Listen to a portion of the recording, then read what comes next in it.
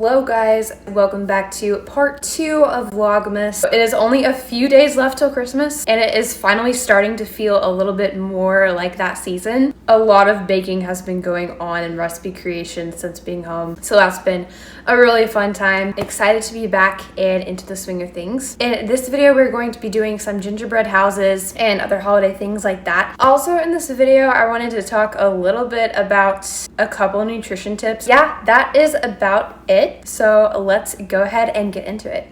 Actually, since it is a really pretty day outside, we might either go to the island / beach, whatever, or downtown. So I'll definitely take you along on that.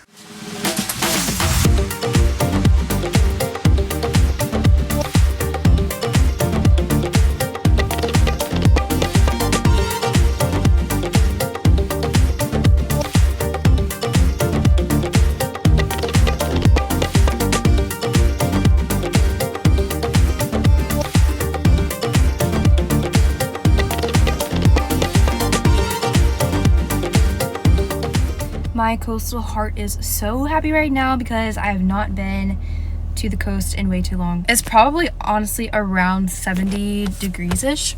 So I think I'm going to go definitely walk around on the beach and possibly read and or write.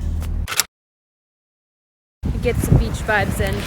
I need this every single day. This is Dolphin Island. They have, like I showed, they've got an aquarium that you can go to over there, kind of a small one. And then they also have a fort. They even have some walking trails. I probably won't do those today. We've done those before in the past. They're really nice. So if you're wondering about coming here, it's not the best beach, but it's still really nice to come out here if it's close by or available. Okay, so to be honest, I kind of forgot my book in the car. I know I said I was going to read that, but that obviously didn't work out. So I'll probably just take a walk on the beach, enjoy the beautiful scenery, and then go back home.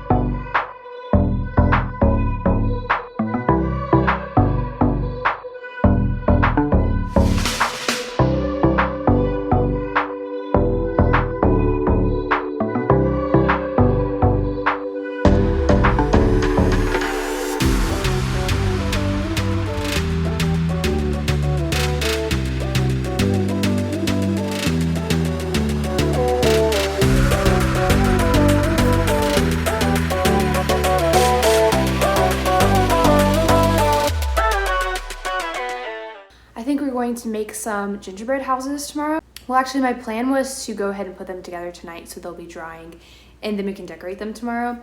But we've had these for about a year. This one is like a cabin and then this one is just like a cute little winter house. The only problem is since we have had these for a year, you can't really tell in the sliding, but this icing is just absolutely disgusting.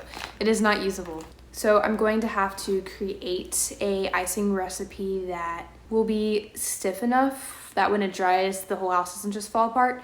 And to my understanding, you can do that with egg whites. So we'll go in there and try to whip something up. I'll probably build these tonight. And then, like I said, so they'll be dry tomorrow and we can decorate them. Let's go figure that out.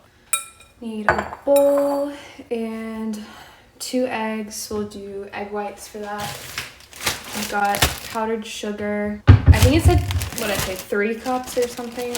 It should be pretty easy. Just 3 cups of powdered sugar, 2 egg whites, and hopefully that will work.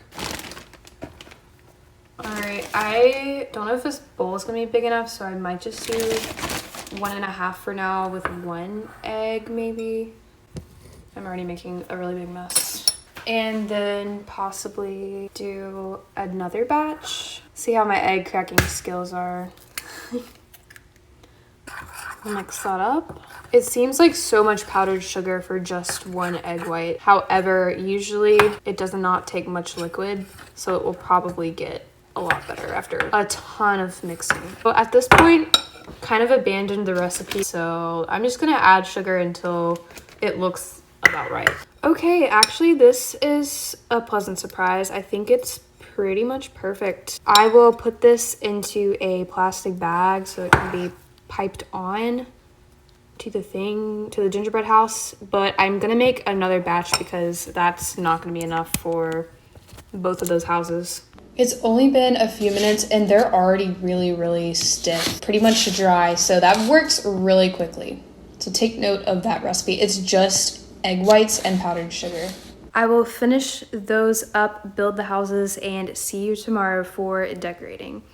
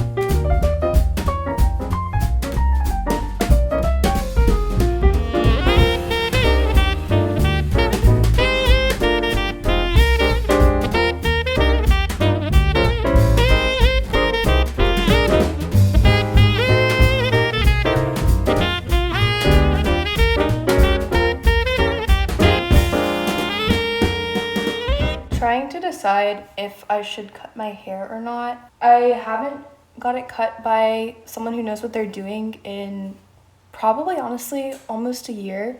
I usually just do it myself, but it's never been this long before though. So the issue is I'm going to have to cut it myself again or go get somebody to do it. I don't know.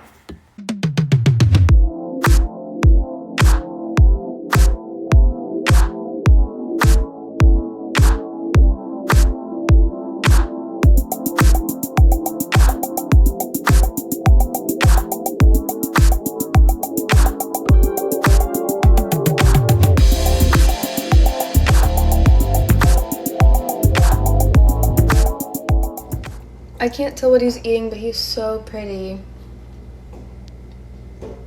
I got this spaghetti squash the other day at the store, and I've been looking forward to eating that. It's really easy to do. I'll put the oven on maybe, what do I normally do? 375. So just put it at 375 for about 45 minutes to an hour. I'll just like cut this in half. And, well, I'll show you. They barely fit, but they'll go on like this. And I'll put them in the oven for probably about 45 minutes. I cannot burn myself. And that'll be good. All right, I think this is done. I actually ended up doing this for, oh gosh, steam. For 15 more minutes. So it was like a total of 1 hour on 375, whatever it was. So we'll see how that turned out. While I'm up here talking, I'll just go ahead and mention a few things about the resistant starch. What resistant starch, I cannot say it. Resistant starch. So what resistant starch is just basically starch that is not digested by your digestive enzymes at the beginning of the GI tract. It makes it to the large intestine where the resistant starch is fermented by your gut. It is broken down into short chain fatty acids, which then become food for your gut microbiome. So it is really good for your gut. Resistant starch, especially when we're talking about potatoes and things like grains and oats and things like that. One way to increase the resistant starch in things like potatoes and oats is to cook them the day before and then let them cool completely, preferably in the refrigerator for 24 hours or overnight. And then the next day they will have an increased level of resistant starch. I'd actually tried a bunch of overnight oat recipes a while ago and absolutely hated them. And I figured out it was because the recipes I was following they did not cook the oats beforehand. They just simply like put them in a jar or a bowl or whatever with some liquid and then put them in the refrigerator overnight, no cooking at all. And so the next day, the texture, I was like, oh, this is disgusting. So I did not like overnight oats and didn't think that I liked any variation of them until I learned about resistant starch and cooked the oats beforehand, like the day before, and then put them in the refrigerator. The texture the next day was much better, and I actually enjoy it now. So one tip might be that. To make resistant starch oats, take 1/3 of a cup of oats, and then you can add some cocoa powder to it if you like to make it chocolate. But you don't have to. That's completely optional. Add double the water, mix that up really, really nicely, and then pop it in the microwave for, typically start with about a minute, but it probably will need more depending on the microwave. And then once that's done, cover it after it has cooled completely and pop it in the fridge overnight or for about 24 hours, and then you can get it out and it's ready for the next day. All right, back once again. Thank you so much for watching. I really appreciate it. It means a lot as always. Like and subscribe if you wish. Have a very Merry Christmas. That sounded so corny. Have a Merry Christmas, and I will see you in the next one. Bye.